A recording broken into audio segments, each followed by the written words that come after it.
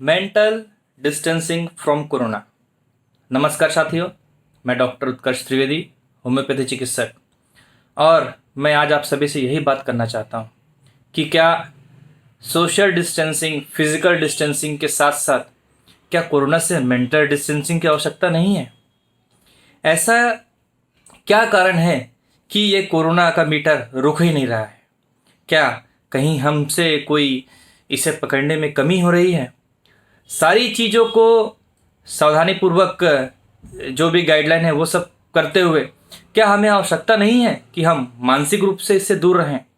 क्या ऐसा क्या कारण है कि जो व्यक्ति किसी के संग टच में नहीं आ रहा है, किसी के मिला नहीं, कहीं गया नहीं, आसपास नहीं गया, जिसको हम कम्युनिटी ट्रांसफ़र बोलते हैं, क्या कारण है ऐसा? कहीं इसका कारण मानसिक डर तो नहीं? देखिए कि इन्वायरमेंट में वायरस है, सब कुछ है, सारी चीज़ें ठीक हैं, लेकिन कहीं क्या कोई एक डर तो नहीं है जिसके कारण यह संक्रमण और तेजी से फैल रहा है? हमें इस पर चर्चा करने की आवश्यकता है।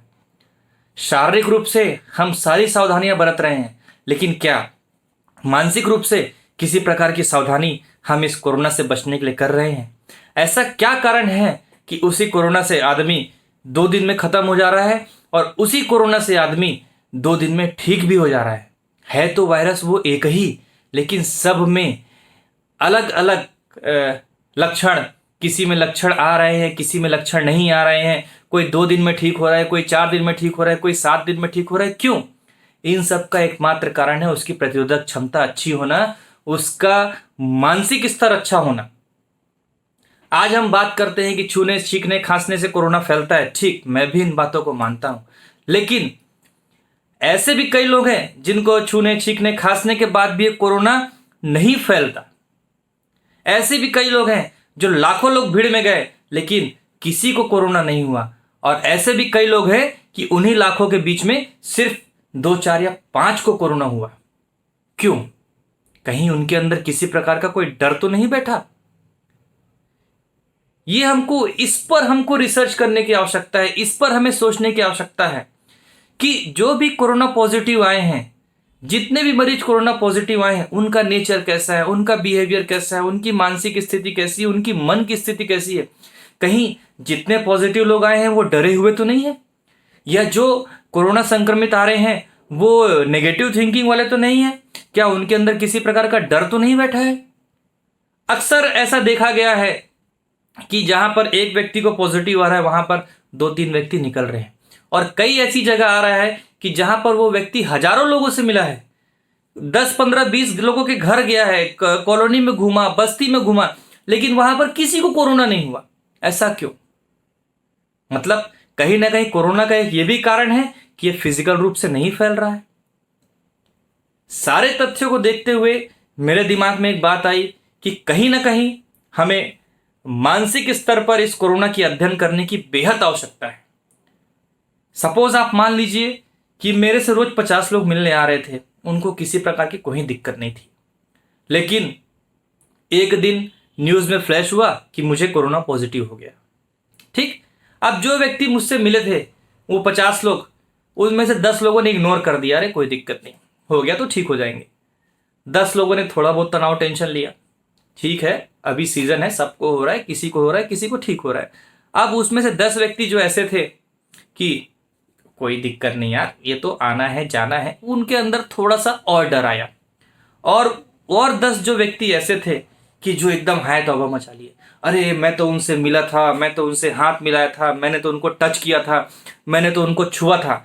उनके अंदर एक मानसिक डर बैठा, और कहीं ना कहीं ये जो मानसिक डर है उनको बेचैन कर रहा था।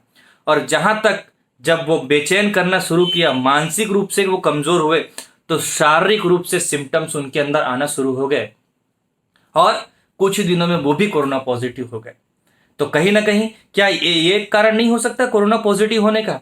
क्या हमें इस विषय पर रिसर्च करने की आवश्यकता नहीं है? क्या हम एक पॉइंट लेकर इस पर लोगों का ट्रीटमेंट नहीं कर सकते, लोगों की मानसिक स्थिति लेके?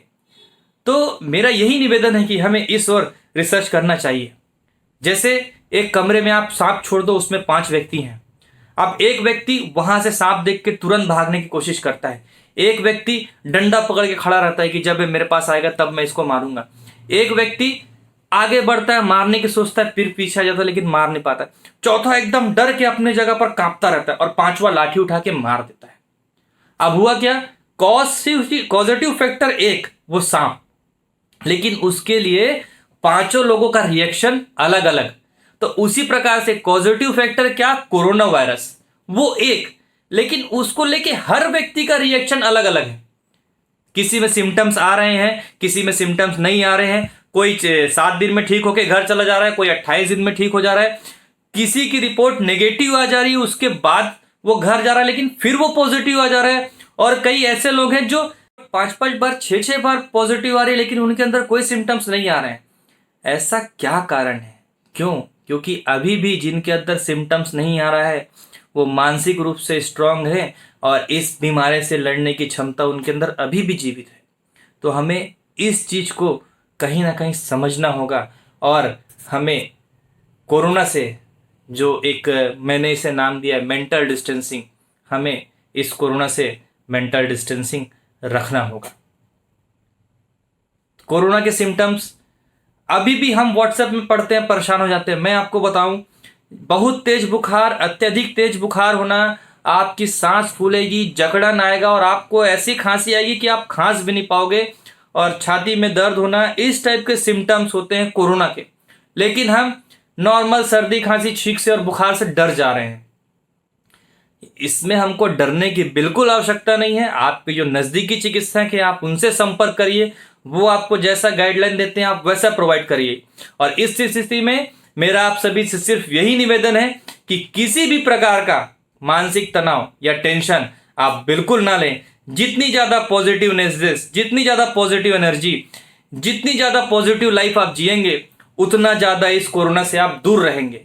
बिल्कुल भी किसी भी प्रकार की कोरोना की न्यूज़, कोरोना से संबंधित जानकारी, किसी भी प्रकार की किसी चीज़ की आवश्यकता आपको देखने की नहीं है। आप अपने घर पर रह रहे हैं, अपने परिवार के साथ हैं, सुरक्षित हैं, खुशियाँ बिताइए, परिवार के साथ समय बिताइए, कहानी सुनिए, चुटकुले सुनाइए, किस्से सुनिए, पुरानी यादें ताज़ा करिए। ये समय आपको मिला है जो कोरोना ने आपको दिया है। ये समय है अपनों के साथ समय बिताने का, ये समय है अपनों के साथ पल बांटने का, ये समय है अपनों के साथ कहानियां सुनने का, ये समय है अपनों के साथ बैठकर वही पुराने लूडो और कैरम खेलने का, ये समय है अपनों के साथ खुशियां बिताने का, ना कि ये समय है कोरोना के नाम से सर पकड़ के बैठे रहने का। तो मेरा आप सभी से यही निवेदन है कि सारी गाइडलाइन फॉलो करते हुए सिर्फ और सिर्फ मानसिक रूप से किसी प्रकार के तनाव से आप बचिए। जिस भी समय आप मानसिक रूप से स्वस्थ रहेंगे, जितनी पॉजिटिव एनर्जी आपके अंदर रहेगी, जितनी पॉजिटिविटी से आप आगे बढ़ेंगे, उतनी ही जल्दी हम सभी और पूरा देश और पूरा विश्व हम इस कोरोना की लड़ाई से लड़ सकेंगे और जीत सकेंगे। धन्यवाद।